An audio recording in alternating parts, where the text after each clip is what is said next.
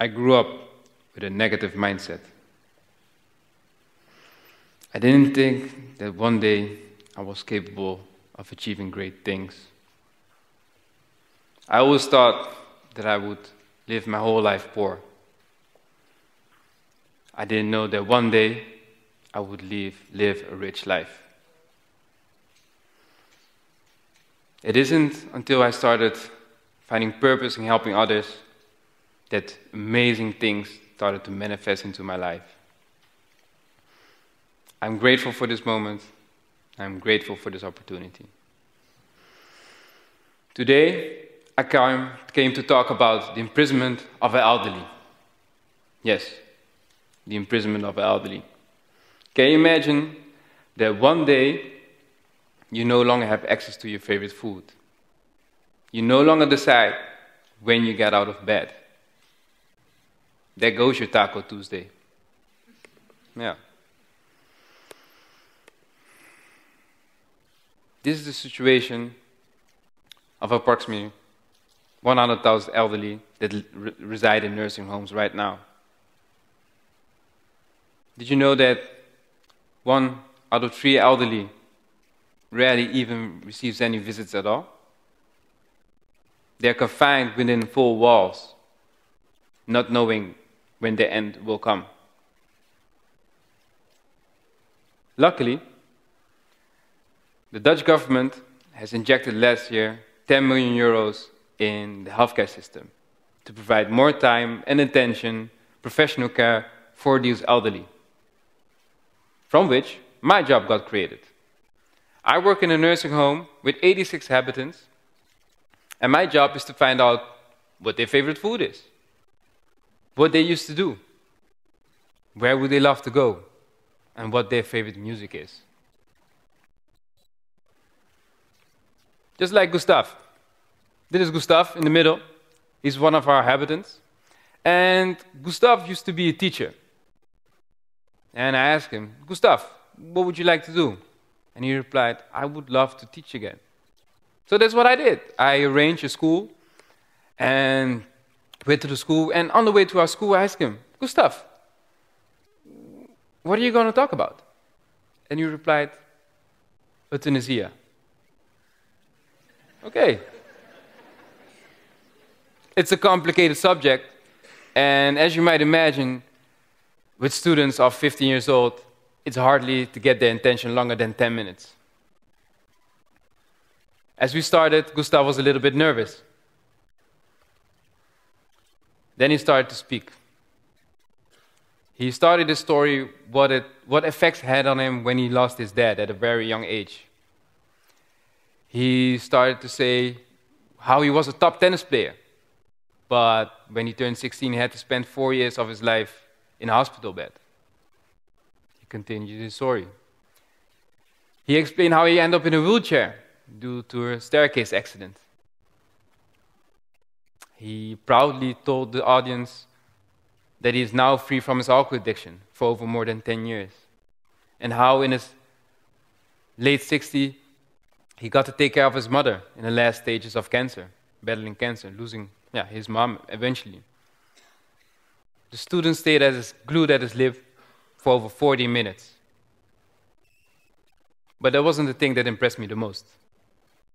It was his reply to the question. As we walked from the school, I was proud of him, and I asked, Gustav, how come you never requested euthanasia? His response was, because I got to share my story.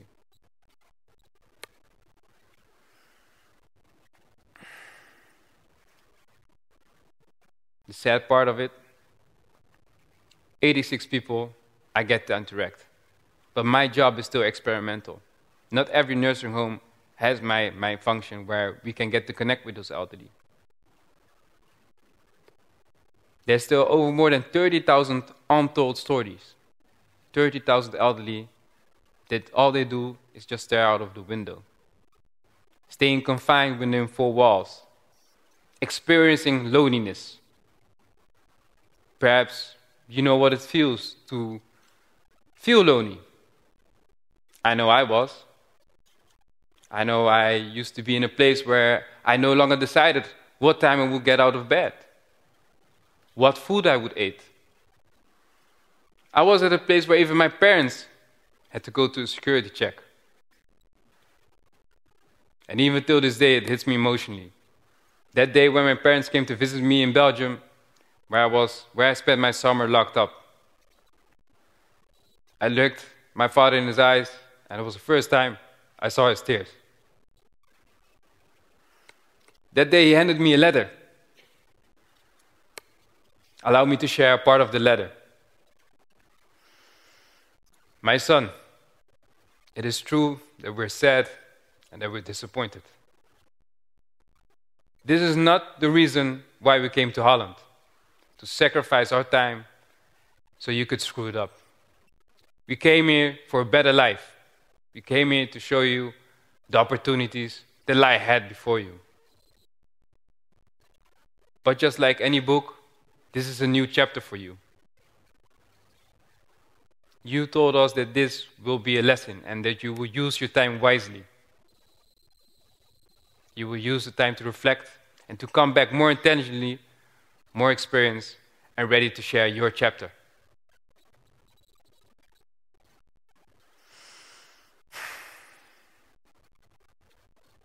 There was something about that letter that hit me. It was about him sharing the struggles that he had, and for me screwing up. For me not honoring the sacrifice that they did for me. I never looked at it that way. In that letter, he shared a bit more of his story. And it led me to an idea.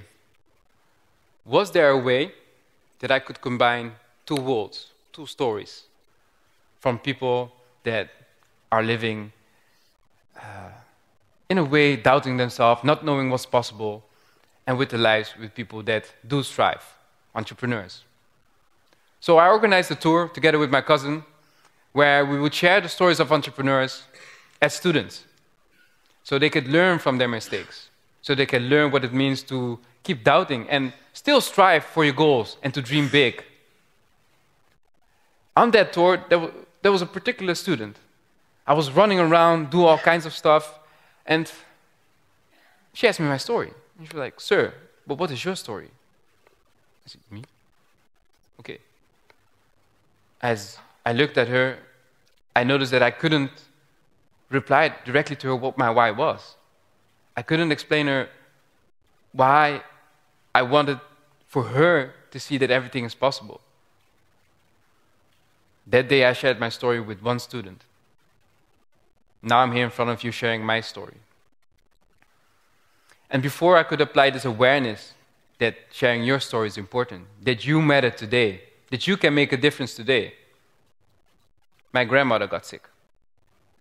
It's okay, she's all well now, but she spent a portion of her time in a nursing home. And after a few visits together with my aunt, we noticed something.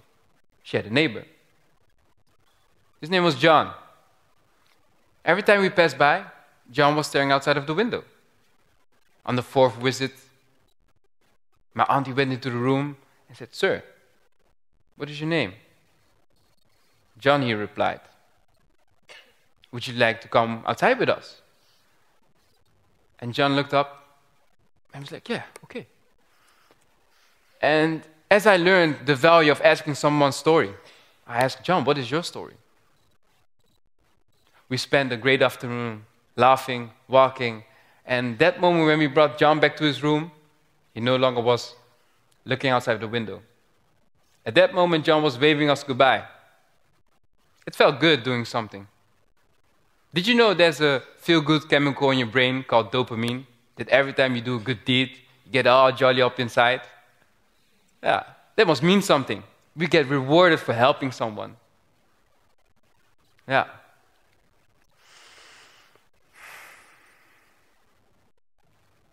Just for you to know the power of sharing your story. My job is still experimental. I do hope one day my job no longer existed. You know why? Ask yourself, when was the last time you spent 30 minutes with someone with your undivided attention, asking their story?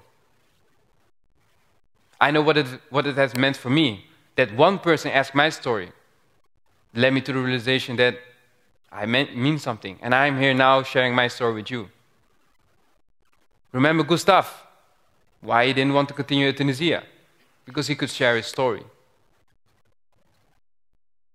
If there's one thing I want you to take home with you today, click it doesn't work. Okay. Ask yourself, when was the last time you gave someone your undivided attention, the value? It can mean a lot for the person, but it can also mean a lot for you. Thank you.